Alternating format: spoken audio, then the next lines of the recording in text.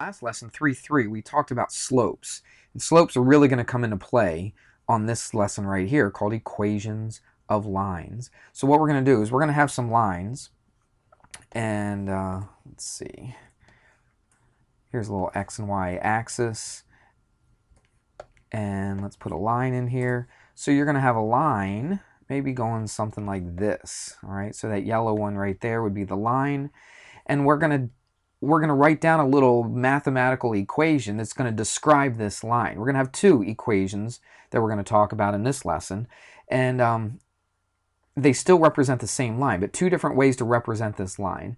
And that's why we have to talk about it. We got to speak about it mathematically.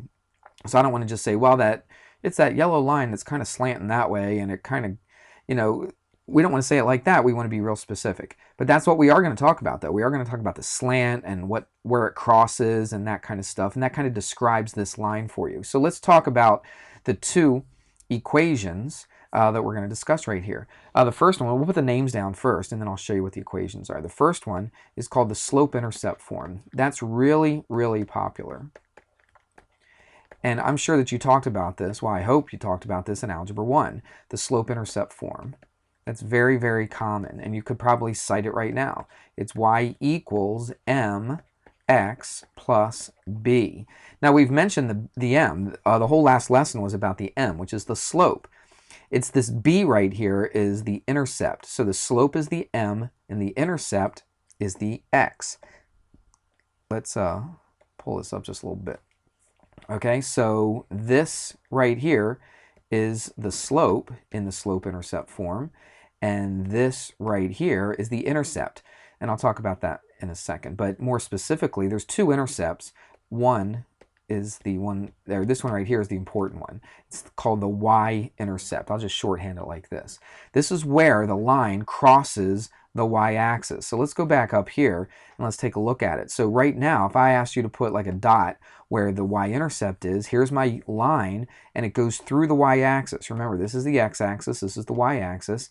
This yellow line crosses the y-axis at that point right there. Whatever that point is, I haven't labeled anything, but that point right there would be the y-axis. It's where the line crosses the y-axis.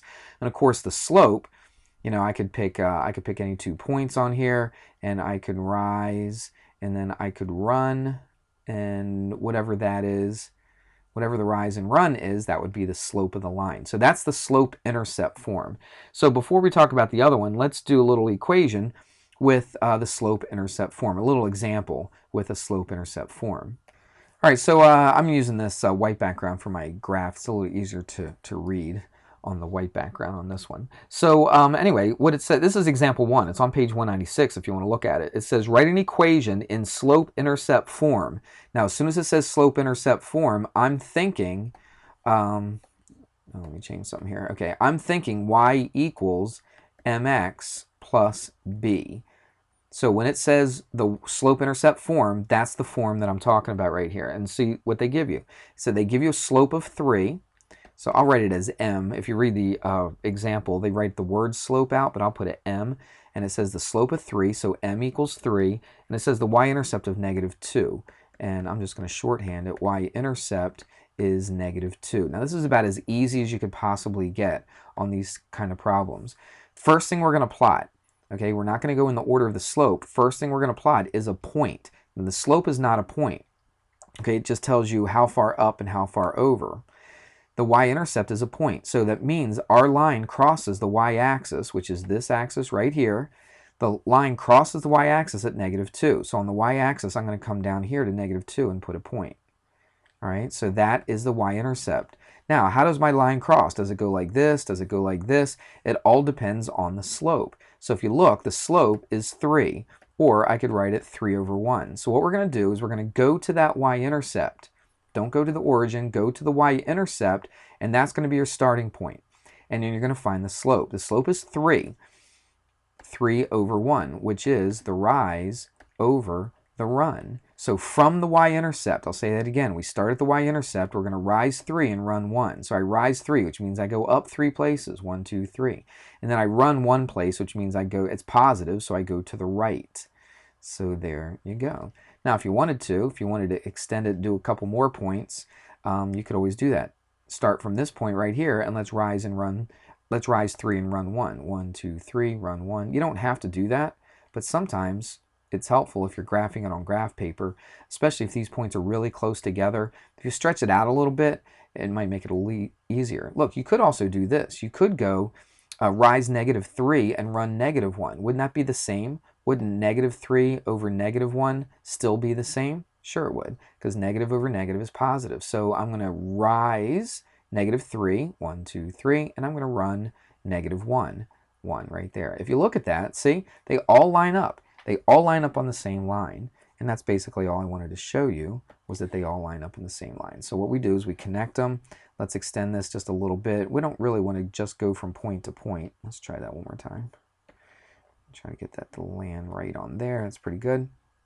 And there we go. So there's our line that has a slope of 3 and a y-intercept of -2. Okay, we learned about the slope-intercept form. Let's talk about the other form that we have. And this is called the point-slope form. So slope is very important, like I said at the beginning. This is called the point-slope form. But this point could be any point, not just the y-intercept. Okay, the other one was very specific. You had to have the y-intercept. This is just any point that lies on the line. So this is going to be the point-slope form. So you know M is going to be on there, and you know a point is going to be on there. So let's write this out. It goes like this: y minus y1. I'll show you the difference between the y and the y1 in a second. Equals M, that's our slope, times, that's in parentheses, x minus x1. All right, this is something you should know, that you should memorize. So make sure that you know this. I'm not going to put it on a test. I'm not going to write this out on a test. If I ask you to put it in point-slope form, you need to know that form right there. Okay, so that's something you need to memorize. Now, when I said this point represents a point on a line, that's what this x1 is, and that's what this y1 is. That's a point on a line. So they're going to give you some information, and let's see what they do. This is example 2. Example 2, and that's on page 197 if you're following along. It says write an equation in point-slope form right here. This is point-slope form. It has a slope of -3/4. So I'm going to write m equals -3/4, and that contains the point -2, 5, -2, 5. Notice that is not the y-intercept. The y-intercept would always be 0 some number, right? But this is -2, 5. It's just a point that lies on the line. It's not just some random point. It's an actual point that lies on the line that they want you to see. And so what you need to do is you need to take this information and plug it into this formula right here, the point-slope form, and just get an equation out of it. That's all you're doing. Now this y just stays the letter y. It doesn't turn into a number. This x right here just stays the letter x. It doesn't turn into a number. Everything else, these other three things, see these x1, y1, and m, you're going to replace all three of those with numbers. So this stays y minus y1. Now which one do you think is the y1 down here? Well, of course, it would be the 5, because this is x and this is y. So I'm going to put a 5 in for the y1. So y minus 5 equals m. Well, they tell you that m, the slope, which is -3/4, times x minus x1. Remember, the x stays x minus x1. Now this is a little tricky for some people. It's minus x minus -2. So it's minus and negative. But what happens when you subtract a negative? It becomes a plus. So that right there is your formula. That's the point-slope form or formula of an equation of a line that has this slope and it goes through this point. Now we're going to do a couple examples. They don't give you the slope this time. This time they make it a little bit tougher for you. This time they give you 2 points. So the first point is 0, 3, and the second point is -2, -1. And they're asking you, this is example 3, by the way. I guess I should write this down, shouldn't I? Example 3, and that's on page 197. So it's write an equation of the line through each pair of points in slope-intercept form. So we want this in slope-intercept form, which is y equals mx plus b. That's slope-intercept form. So we want to write our equation that looks like this, where y is out here by itself. You got the mx before the b, and that's the y-intercept right there. Now, if you take a look at this, they actually did give you the y-intercept. I don't know if you realize that or not, but look at this point right here.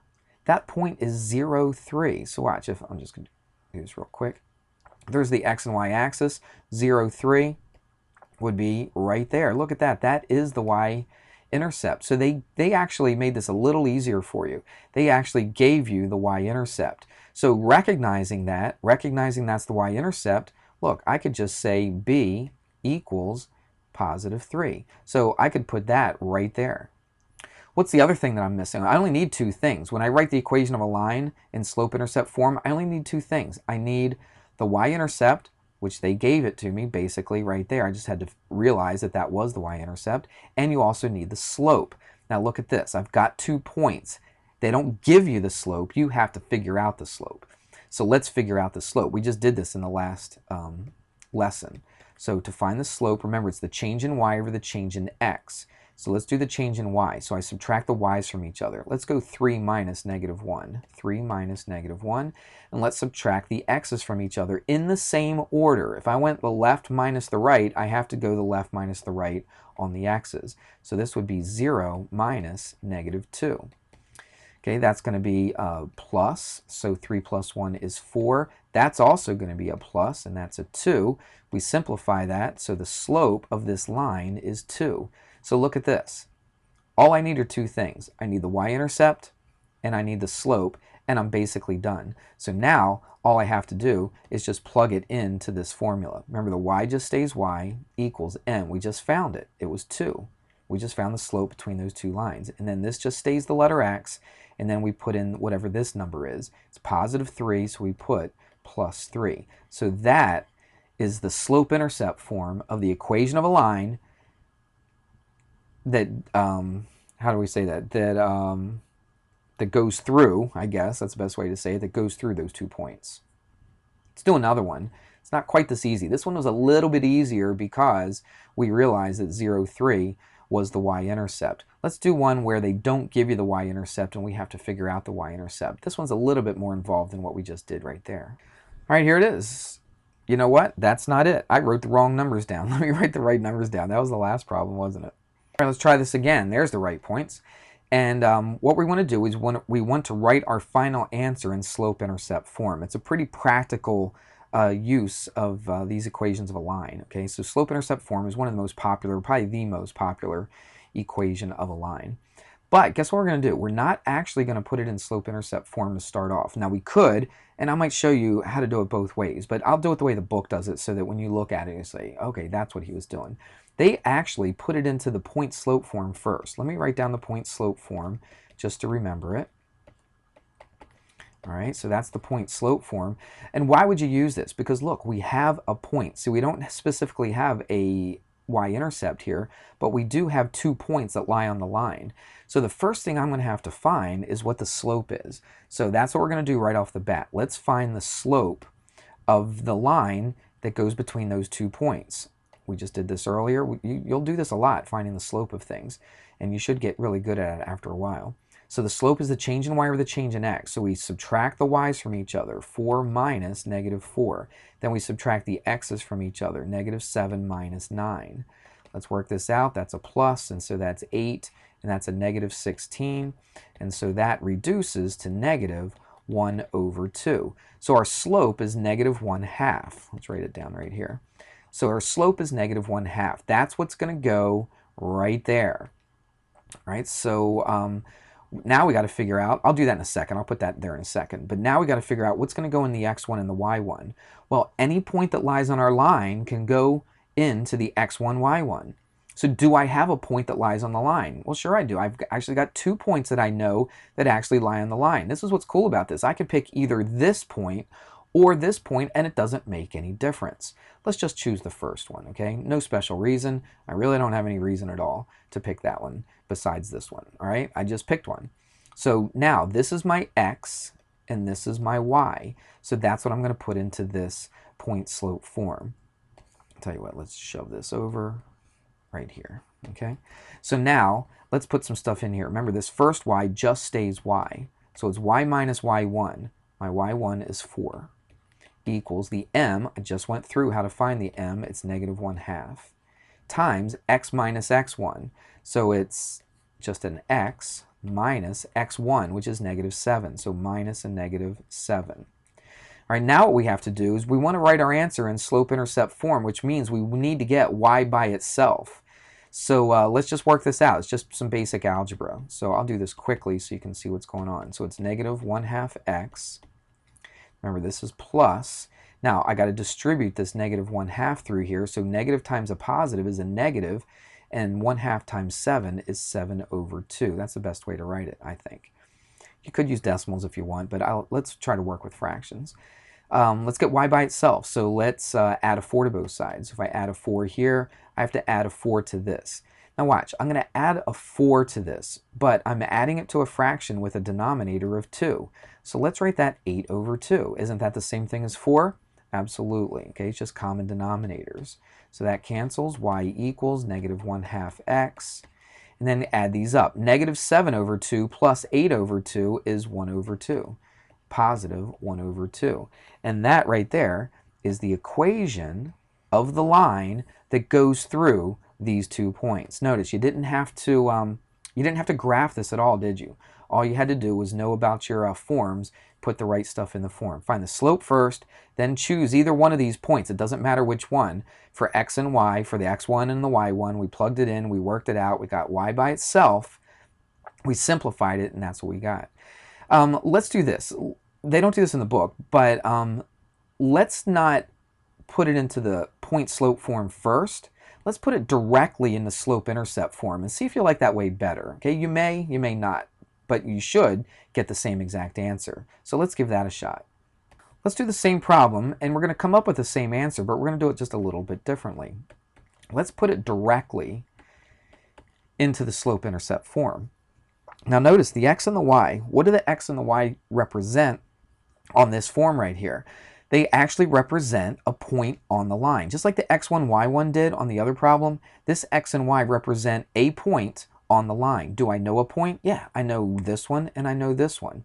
So I could call this my x and I call that my y. So I know this x and I know the y. I can put those numbers in. I also know something else. I can figure out, anyway, I can figure out what the m is, which is the slope. So let's do the slope of this. We already did this before, so I'm not going to do the work again. Remember it came out to negative 1/2. We already did the work on the other problem. So now I know my slope right here, I know my x, and I know my y. So look, I know 3 out of these 4 things. All I got to do is solve for the b. So let's do that and see what happens. I kind of like this way a little bit better than putting it into the point slope form, but I showed you the other way because the book does that. So what is the y? The y could be any point. I could have picked this point right here. I could have picked an x here and a y here. It would not make any difference. I'm not going to do them both to show you just because of time, but if you don't believe me, you could try it and see. All right, so let's use this one. We said we were going to use this one, so let's use that. So what's the y? It's negative 4. Equals m, we figured out the m, the slope, which is negative 1/2, times, multiplied by the x. What is the x? It's 9. 9/1. I put it over 1 because I'm multiplying it by a fraction. Plus b, the y-intercept. That's what I'm trying to find. I know the slope. I'm just trying to find the y-intercept. Now it's just a matter of doing a little bit of math. So let's simplify this. Negative 4 equals, if I multiply that together, I get negative 9/2 plus b. Let's get rid of negative 9/2, and I get rid of that by adding a 9/2, and I come over here and I add a 9/2 to that. Now, if I add these together, remember this is over 1, let's change negative 4/1. Let's change it so it has a denominator of 2, so that's going to be negative 8/2. See, negative 8/2 is the same thing as negative 4. But now I can get these negative 8/2 plus 9/2, that's 1/2, and that equals b. So look what I have. I've got the slope, I've got the y-intercept. Now I got to put it all together into the slope-intercept form. And so that's y equals mx plus b. So y equals m. What's the m? It's negative 1/2. You just put an x down and then you put the b down. It's a positive 1/2. Now look at that. Does that look familiar? Absolutely. It looks just like the answer that we got before using the point slope form. Okay, there's all kinds of ways you could do this. All right, there's not just one way. Some people like that, some people don't. But it is kind of cool to see that you get the same exact formula that goes through those 2 points. That represents the slope and the y-intercept between those 2 points right there. Let's do another one of these. We're going to put it's a line that goes through 2 points, and we want to put it in slope-intercept form. This is a little bit different though, okay? They didn't trick you, okay? But this just looks a little bit different. So let's use this, y equals mx plus b, just like we did on that last one. All right, I can pick any of these points for x and y. I got to find the slope though, so let's do that first. Let's find the slope first. So the slope is the change in y over the change in x. So the change in y would be 6 minus 6, and the change in x would be negative 2 minus 5. Now this is where it's a little bit different. 6 minus 6 is 0 over negative 7. So what's the slope? The slope is 0. Do you remember that lesson yesterday when we talked about the slope? If you have a slope of 0, that means it's a horizontal line. So let's put some numbers in here and see what happens. I can pick either negative 2, 6 or 5, 6. Let's pick 5, 6 since it doesn't have a negative. All right, so let's put some stuff in here. So the 5 goes in for the x and the 6 goes in for the y. So I get 6 equals m, which is 0, times x, which is 5 plus b. So look what happens. 0 times 5 is 0, so what's b? It's equal to 6. So what does this graph do? Okay, it's got a y-intercept of 6. So watch, if I put it into y equals mx plus b, watch, y equals m. What did we say the m was? It's 0 times x plus b, which is plus 6. What's 0 times x? It's 0. So look at the equation of the line. It looks a little different. It doesn't have an mx in it. It doesn't even have an x at all, does it? It doesn't have a slope. Well, it does. It's 0. It's a 0 slope. But the equation of the line is just y equals 6. And that's pretty interesting because let's see what it looks like. Remember, the slant or the slope of it is 0. So what does this mean? This means it has 0 slope and it has 6 as the y-intercept. So if you come up here to 6 and you put a point right there and you have a slope of 0, let's raise that up a little bit. You got a slope of 0. There's your line right there. What kind of line is this? This is a horizontal line. All right, and why is it a horizontal line? Because it has a slope of 0. And what does it go through? It goes through the y-axis. It goes through the y-axis at 6. So anytime you just see y equals a number with no x's on it, it's going to be a horizontal line. Now, what if, and I don't think I'm going to go through a big explanation on this, but let's just do this. Kind of switch the colors up a little bit. Oops. Sorry, there we go. What if you had, well, I guess we can do this. Let's see, they don't do this. No, they don't do this in the example, but let me just do this really quick. What if you had 3, 7, and you had 3, negative 2, and you want to find the equation of the line. So let's find the slope. The slope is the change in y over the change in x. So it's 7 minus negative 2 over 3 minus 3. This is going to be a little weird, isn't it? It's 9 over 0. What's 9 over 0? It's not a horizontal line because the slope is not 0. It's undefined. There is no slope. Do you remember we talked about before when we said no slope? If you plotted this point, watch. If I go 3, 7, it would be about here. If I go 3, negative 2, it would be about right here. Look at your line. It's a vertical line, all right, which means it has no slope. It has no slope at all. And so how do we write this equation right here? So the slope is 0. So here's what we do. There's really not a great explanation on where they get the x equals 0, but it does go through the x-axis. Remember up here? This went through the y-axis, so we just say y equals wherever it goes through. Now, where did this go through? This went through 3 right there, okay? So I would write the equation to this, x equals 3. There's no y in this at all. If it's just x equals a number, it's a vertical line. Write that down. It's a vertical line. When it's x equals a number, it's a vertical line. When it's y equals a number up here, just a number, no x. When it's just y equals a number, it's a horizontal line. So keep those straight. They're really easy to graph.